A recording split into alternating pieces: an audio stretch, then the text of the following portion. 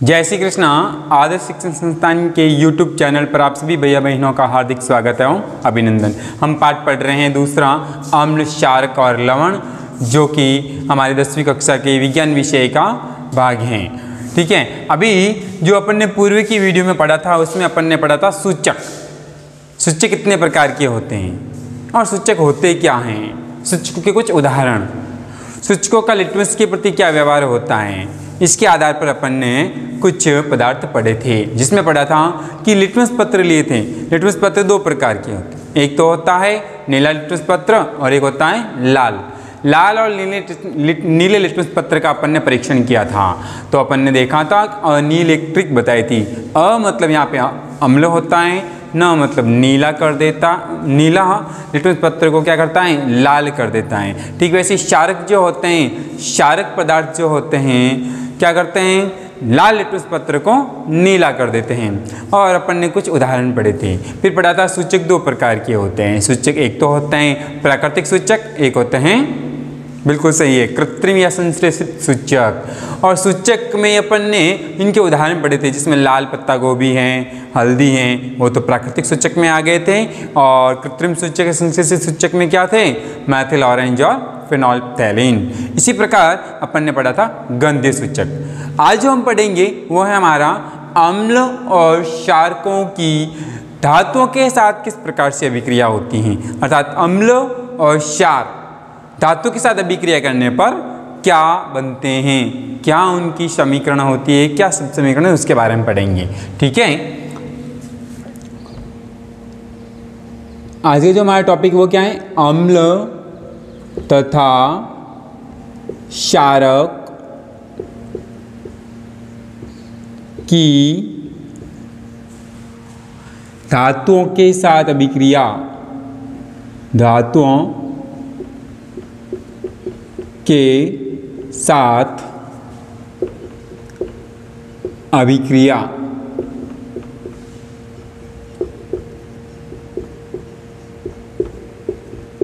हमारी बुक में आया है कि अम्ल और क्षारक जो होते हैं धातु के साथ कैसे अभिक्रिया करते हैं। ठीक है, तो अपन क्या पढ़ रहे हैं, अम्ल और क्षारक की धातु के साथ अभिक्रिया, ये वाला टॉपिक पढ़ रहे हैं। उसमें हम पहले पढ़ेंगे अम्लों की धातु के साथ अभिक्रिया या अम्ल की धातु के साथ अभिक्रिया, धातु के साथ अभिक्रिया।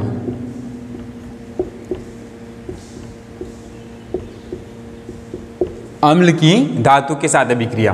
तो अम्ल जब धातु के साथ अभिक्रिया करते हैं तो लवण और हाइड्रोजन गैस देते हैं। अम्ल क्या करते हैं, धातु के साथ अभिक्रिया करने पर लवण और हाइड्रोजन गैस देते हैं। तो हम लिख लेते हैं कि अम्ल धातु के साथ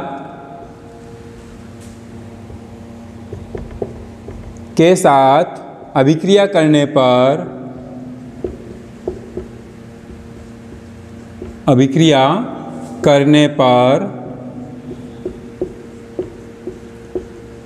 लवण तथा हाइड्रोजन गैस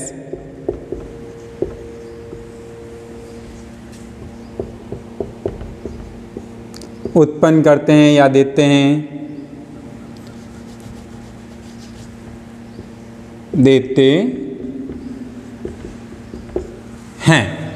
ठीक है, हम इसका सब समीकरण भी पढ़ लेते हैं। देखो क्या है कि हम लेते हैं अम्ल, किसके साथ अभिक्रिया कर रहे हैं, धातु के साथ अभिक्रिया करते हैं। और ये क्या प्रदान करेंगे अपने को, लवण और हाइड्रोजन गैस। क्या, लवण और हाइड्रोजन गैस। तो इस प्रकार से भी आप याद रख सकते हो कि अम्ल धातु के साथ अभिक्रिया करेंगे तो क्या देंगे, लवण और हाइड्रोजन गैस। हम एक एग्जाम्पल ले लेते हैं। एग्जाम्पल लेते हैं हम अपने क्रियाकलाप के अनुसार। देखिए क्रियाकलाप हमारा 2.3 कैसे ही अम्ल धातु के साथ अभिक्रिया करते हैं उसके आधार पर। तो क्या कहें, चित्र 2.1 के अनुसार उपकरण व्यवस्थित करने हैं। तो अपन ने चित्र बना दिया है, अभी हमने इसको लेबल नहीं किया है। जैसे जैसे हम इसको पढ़ेंगे इस प्रकार से हम इसको लेबल करते जाएंगे। हमने चित्र बना दिया है। देन फिर क्या कर रहा है, एक परख नली में अपने को लेना है लगभग 5 ml तनु सल्फ्यूरिक अम्ल।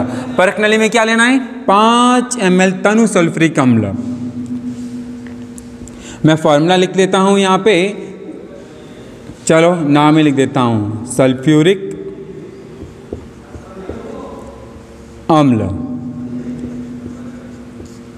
ठीक है, कितना लिया है, 5 ml।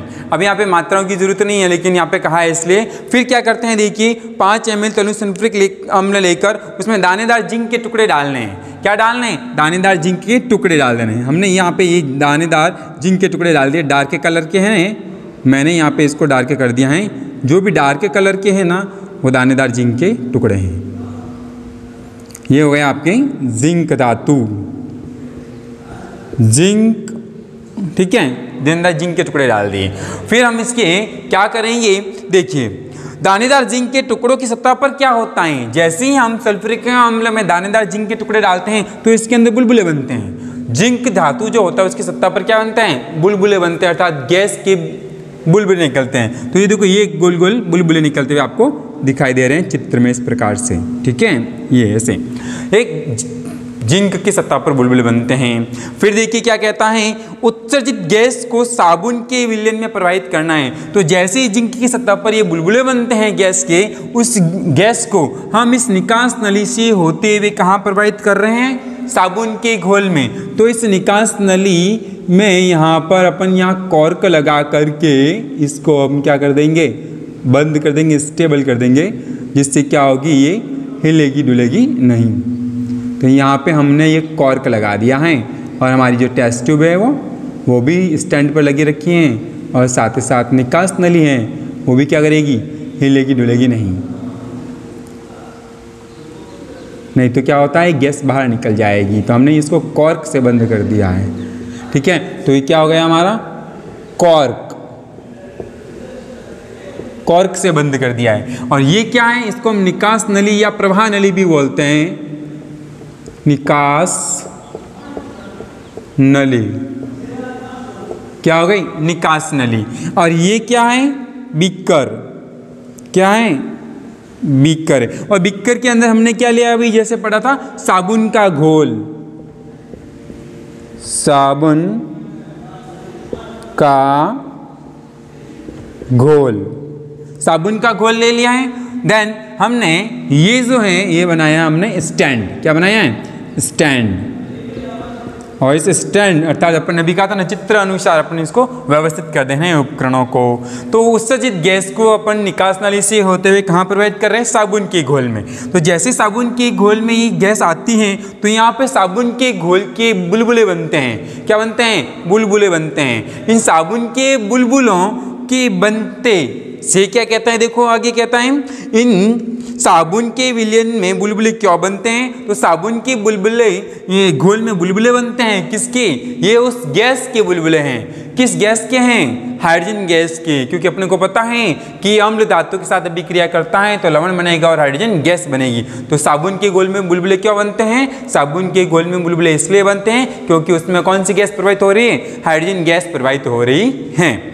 फिर देखिए, जलती हुई मोमबत्ती को गैस वाले बुलबुलों के पास ले जाइए। तो हमने यहाँ मोमबत्ती बनाई है, ये मोमबत्ती, मोमबत्ती, और एक ऐसी जलती हुई मोमबत्ती है। तो साबुन के बुलबुलों के पास में जब हम मोमबत्ती को ले जाते हैं, जलती हुई मोमबत्ती को, तो मोमबत्ती जो होती हैं फट-फट की ध्वनि के साथ बुझ जाती हैं, फट-फट की ध्वनि के साथ बुझ जाती हैं। तो यहाँ पे फट-फट की ध्वनि उत्पन्न होती है, फट-फट की ध्वनि, या हम कह सकते हैं पॉप ध्वनि।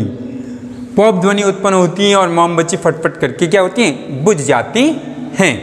अब देखिए आगे क्या कह रहे हैं, आप क्या प्रेक्षण निकालते हैं, हम प्रेक्षण निकालते हैं कि मोमबत्ती जो हैं फटफट की ध्वनि के साथ बुझ जाएगी। फिर देखिए, अब अपन ने ये तो क्रियाकलाप कर लिया है। क्या लिया था हमने, सल्फ्यूरिक अम्ल।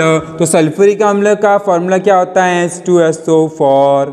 क्या होता है, H2SO4। फॉर। हमने धातु कौन सा लिया था? Zn, जिंक धातु। अब हमारे पास पता है जिंक धातु है और उधर हमारे पास सल्फ्यूरिक अम्ल है, तो यहाँ पे लवण जो बनेगा वो बनेगा ZnSO4। क्या बनेगा? ZnSO4। और यहाँ से कौन सी गैस? हाइड्रोजन गैस मुक्त होती हैं, और हाइड्रोजन गैस है इसलिए इसको एरो का निशान दर्शाएंगे, क्योंकि गैस जो होती है ऊपर उठ करके यहाँ से हम बाहर निकाल देंगे इसको, ठीक है। अगर हम सीधा कर रहे हैं तो गैस वायुमंडल में, एनवायरनमेंट में चली जाती हैं। तो इस प्रकार से जैसे ही हमने सल्फ्यूरिक अम्ल लिया और उसके अंदर अपने जिंक के टुकड़े डाले, तो जिंक की सतह पर क्या बनते हैं? बुलबुले बनते हैं। उन बुलबुलों को इस निकास नली से होते हुए क्या प्रवाहित करते हैं? साबुन की घोल में प्रवाहित करते हैं। तो साबुन के घोल में क्या बनते हैं? और बुलबुले बनते हैं। किसके? हाइड्रोजन गैस के भरे हुए बुलबुले बनते हैं, बड़े बड़े। इन बुलबुलों के संपर्क में अगर मैं जलती हुई मोमबत्ती या तीली ले जाता हूँ तो ये बुलबुले फटफट की ध्वनि के साथ क्या होते हैं? मोमबत्ती को या तीली को बुझा देते हैं। इस प्रकार से हम कह सकते हैं कि कोई भी अम्ल जो है वो धातु के साथ अभिक्रिया करता है यहाँ पे, तो क्या देता है? हाइड्रोजन गैस देता है, ठीक है। तो ये हमारा क्या हो गया? हाइड्रोजन गैस का जांच भी हो गया है। तो ये जो चित्र है हमारा क्या है? चित्र है H2 गैस का परीक्षण। किस प्रकार से हम पता कर सकते हैं कि ये गैस हाइड्रोजन गैस है? तो उसका परीक्षण भी हो गया, और क्रियाकलाप के आधार पर ये हमारा क्या हो गया है कि दानेदार जिंक के टुकड़े पर जब हम सल्फ्यूरिक अम्ल डालते हैं तो इस प्रकार से जो गैस उत्पन्न होती है उसका अपन ने जांच कर लिया है। देखिए, तो अब देखो आगे और दे रखा है कुछ अन्य अम्ल, जैसे HCl, HNO3 एवं एसिटिक अम्ल के साथ भी ये क्रियाकलाप दोहराइए। क्या समान परीक्षण आते हैं? हाँ, जब हम धातु की अम्लों के साथ अभिक्रिया कराएंगे तो हाइड्रोजन गैस ही मुक्त होगी, ठीक है। एक एग्जांपल और ले लेते हैं, जैसे क्या आया हुआ? HCl आता है। क्या आया? HCl, हाइड्रोक्लोरिक अम्ल की अभिक्रिया करवा देते हैं हम किसके साथ? फिर Zn धातु के साथ, जिंक धातु के साथ। तो एक तो हम बोलते हैं हाइड्रोजन गैस बनेगी, तो ये जो लवण बनेगा वो किसका होगा? ZnCl2, ठीक है। ये इस प्रकार से यहाँ पर भी हाइड्रोजन गैस मुक्त होती हैं। दूसरे जो उदाहरण दे रखे हैं HNO3 एसिटिक अम्ल के साथ भी आप अभिक्रिया करके देखना। एसिटिक अम्ल दुर्बल अम्ल हैं, यहाँ पर भी हाइड्रोजन गैस तो मुक्त होगी और एक लवण बनेगा, ठीक है। तो आज की इस वीडियो में इतना ही। जय श्री कृष्णा, धन्यवाद।